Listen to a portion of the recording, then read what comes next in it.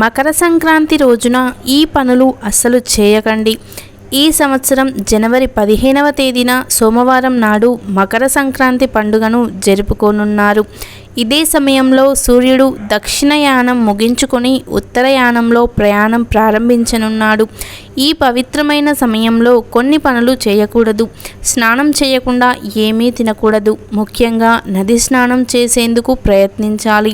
హిందూ మత విశ్వాసాల ప్రకారం సాయంకాలం వరకు ఎలాంటి ఆహారం తీసుకోకూడదు. హిందూ మత గ్రంథాల ప్రకారం మకర సంక్రాంతి వేళ గోమాత పాలను తాగకూడదు. అంతేకాదు గర్భవతిగా ఉండే ఆవు పాలను అస్సలు తాగకూడదు. అదేవిధంగా గేదెతో పాటు ఇతర పశువుల నుంచి పాలను సేకరించడం వంటి పనులు చేయకూడదు. ఎందుకంటే ఆ మరుసటి రోజే కనుమ పండుగ వేళ పశువులను అందంగా అలంకరించి పూజించాలి. ఈ 2 రోజుల పాటు మూగజీవాలను పూజిస్తే శుభ ఫలితాలు వస్తాయని పండితులు చెబుతారు.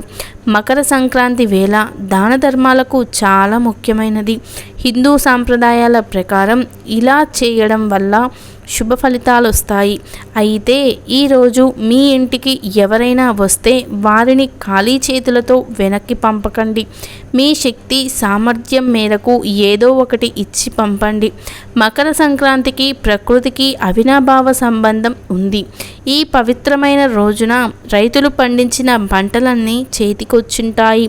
కాబట్టి ఈ రోజున ఎవ్వరూ చెట్ల జోలికి పోకండి.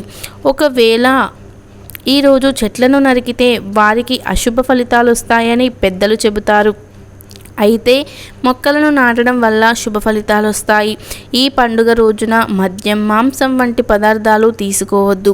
పొగ తాగడం కూడా చేయొద్దు. అలాగే నిల్వ ఉంచిన ఆహారాన్ని మకర సంక్రాంతి రోజున తీసుకోవద్దు. ఇలా చేయడం వల్ల మీపై ప్రతికూల శక్తులు ప్రభావం చూపే అవకాశం ఉంది. కోపంగా ఉండకండి. ఆవేశంతో చెడు మాటలను మాట్లాడకండి. ఇతర వ్యక్తులతో చెడుగా ప్రవర్తించకూడదు. కేవలం సాత్విక ఆహారం మాత్రమే తీసుకోవాలి. వీడియో నచ్చితే తప్పకుండా లైక్ చేయండి. మరిన్ని వీడియోస్కి మన ఛానల్ని సబ్స్క్రైబ్ చేసుకోండి. Thanks for watching.